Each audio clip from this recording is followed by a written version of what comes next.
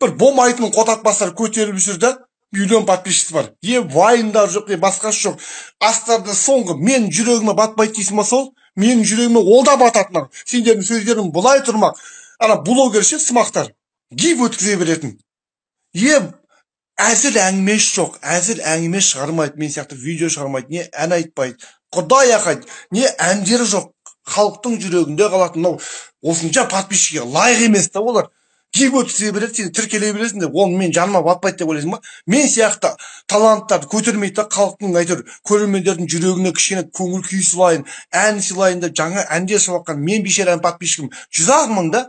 Сондай пидар, какой-то бір сненденде бір далбоептар, пидес бір киделайт сияқты машина мініп алып, сен жүрегіме батпайды деп ойлайсың ба? Анда бір какой-то мненденде қыздар, пидес машина подписчиктер 3 миллион, 4 миллион, 4 миллион, 3,5 миллион, 1,5 миллион подписчиктер бар.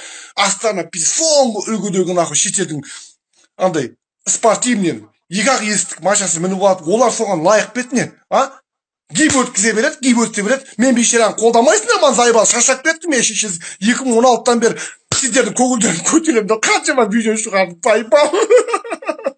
Қаншама ән шығардым мен, қашан көтерілемін мен. Онда қойсын бүйтейік онда. Онда мен де гив өткізе берейін, онда маша тігейін, онда. Болды шешесі етін бір аудит тауып келелер, тігемін соған. Ақыр сендер ақша ғана тіркеледі екенсің ғой біреуге. Өнер үстемдік құрмайды екен бұл өмірде, мен соны түсіндім. Үстемдік өнер, шынайы Құдай ақ айтамын, Алланың атын айтамын, өнер, ән, күй, адамдардың көңіл күйін көтерген ешқандай үстемдік құрмайды екен бұл өмірде, мен соны түсіндім. Сендерге тек қана ақша үй тігіп, квартира тігіп, Алматыда бір коттедж тіге салу, машина тіксе болып тіркеле береді дегенсің, нәре? Тауып алдым мен де сөйтем. Наху мен ән шығарып, клип шығарып, 200 мың теңгеге. Болды шешесіге кредит аламын да, машина аламын да. Мен де шешесі ертең бар кредитке бір машина аламын, бір Honda акцент аламын да, тіге саламын соны. Ал болды, маған тіркел болды. Шешесі көрсетемін мен сендерге, зайбал. Өнер адам қолдамайсыңдар, өнер адамдарды қолдамайсыңдар да. Тек мен емес, маған қатысы емес, маған қатысы жалпы өнер адамдарын айтып отырмын. Бұл жерде бүкіл осы, жалпы менен көп қой өнер адамдар, әншілер, сол бейшаралардың подписчигі жоқ та, актерлар бар, Мұхтар Әуезовті жұмыс істейтін, Темірбек Жүгеновті оқыған актерлардың, талай Қазақстанның фильмдерінен түскен актерлардың подписчигі 45 мың, 35 мың да. Сондай адамдар өнер адамдар қолдамайды, тек гив өткізе береді, анау машина тіге береді, квартира тігетіндерген бәрі, олар кім болып соншама? Кім ол соншама шеш? Актер ме? Жоқсың парақшаларын қарашы, солардың бір видеолары жоқ, бір қызықты, бір қалжыңға толы, приколный, бір тәтті, бір өмірде шындығы бар тәтті приколдар жоқ та. Неғып олар ондай подписчиге лайық сонда? Сонда біз не шешесіз, біз не тоқалдан туылдық па? Мен шешесіз қаншама әнім бар, Гуглде бар әндерім, Гуглде. Мен шығарған жоқпын, ақшамен шығарған жоқпын видеоларды, өздері халықтың өзі көтеріп шығарды. 10 әнім бар, жоқ дегенде 8-9 әнім бар да. 19 ән шығарғам. Қанша қалжың видео түсірдім. 2016-тан бері, қанша, мынаяқтан 4 жыл, 5 жыл уақытым өтті осы интернетте жүргеніме. Қызықты видеолар түсірдім. 5 жыл шетелдің әндерін қазақ тіліне аудардым, сөйлеттім, қызықты эфирлер ұсындым. Кезінде талай Фейсбуктан бері. Неге мені әлі күнге дейін көтеріп, менің шешесі кеше шыққан блогер сымақтар миллионда тігіп, квартира машинасын тігіп та, какой-то 5-6 айдың ішінде 1 миллион подписчиге жетеді да, 1 миллион оқырманға жинап алады да. Олар кім болып соншама? Неғып бізді қолдамайсыңдар сіздер? Жалпы неғып біз өнерді қолдамаймыз осы, біз қазақ? Неге сондай бейшараларды қолдаймыз, Қойшы, шашақ, боқтайсыңдар мен одан қалса. Шашақ кеттім, надоело уже, өмір сүрмей. Мен кетем бәрін, өмірден кетем. Шашақ кеттім, өнер қолданбайсыңдар сендер. Мен боқтағандарын боқтаған, мен білем ғой сендер, жүре бересіңдер үйістіп. Мен подписчигім қотақтау 130 мыңнан аспай қалды сендердің кеселерінен. Қолданбайсыңдар сендер адамды. Сен қолдай беріңдер, гив өткізетіндерді қолдай беріңдер, квартира тіксе. Ұтасыңдар ғой, қолдай беріңдер. Ұтасыңдар. Шешемнің сорбай ұтасыңдар. Тіге беріңдер бар.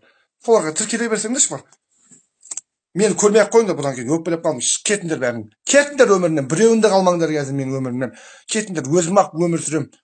Ақыр сендер мені осы уақытқа дейін бір рет қолдасаңдар, осы уақытқа дейін миллион подписчик жинап, мен де жүретін едім, бақытты болып. Бұдан да күшті кино шығаратын едім. Шешемнің андынан шығарам ба мен кино, адамдар қолдап тұрмаса, мен миллион подписчик болмаса, ақшаны қаяқтан табамын мен. Олар қаяқтан табады ақшаны гип өсетіндер, олар сендердің арқылы реклама істейді, пиздец ақша табады. Мен соның орнына ақша тапқанда кино түсіретемін.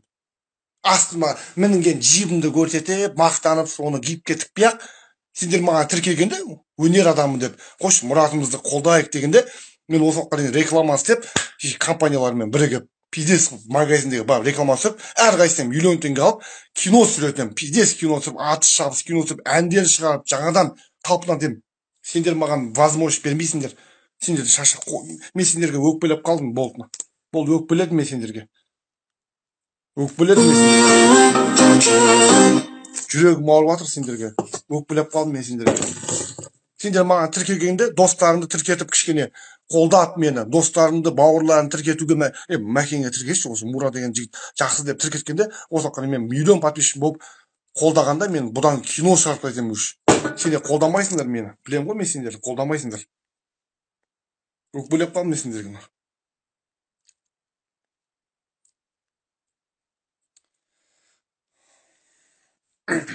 Қандай өлең тыңдаймыз деді, ұмытып қалдым ғой, қайбал. Қойшы. Ішпеймін болды, ішпеймін. Қойшы ішпеймін болды. Өкпелеп қалдым мен сендерге. Бала маған ештеңе айтпаңдар бұдан кейін.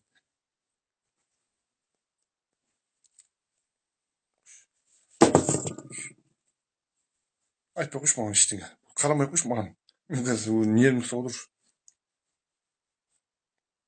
Шаршап кеттім. Сендерді күлдірем, сендерді неғылам деп. Осы ән шығарам, осы бауырларым қазақша, қазақтың әні көбейсін, қазақтың романтичный әншісі болсын деп өзімді керемет бір дауысымды